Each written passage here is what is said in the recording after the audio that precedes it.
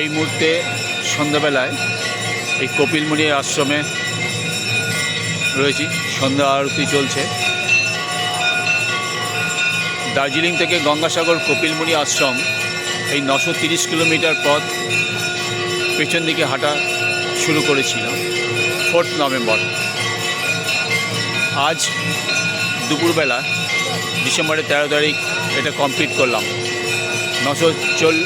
930 kilometre পথ পুরোটাই উল্টো পথে।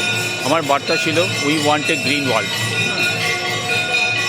এই বার্তা মানুষের কাছে পৌঁছে দিয়েছি, বিশেষ করে ছাত্র সমাজ, যুব সমাজকে। আমাদের পৃথিবীর কারিগর হচ্ছে এই ছাত্র সমাজ, যুব সমাজ।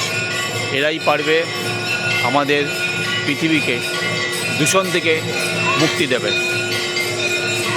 আর তার সঙ্গে বলি, একমাত্র গাছই হচ্ছে এই দূষণ থেকে মুক্তির পথ। তা আসুন আমরা সবাই মিলে আমরা গাছ লাগাই। একটু বড় ধরনের গাছ লাগাবো, মিনিমাম 6 ফুটের উপরে গাছ লাগাবো। তার সাথে জল অপচয় বন্ধ করব, জল দূষণ বন্ধ করব। প্লাস্টিক ক্যারি ব্যাগ আমরা একদমই ব্যবহার করব না।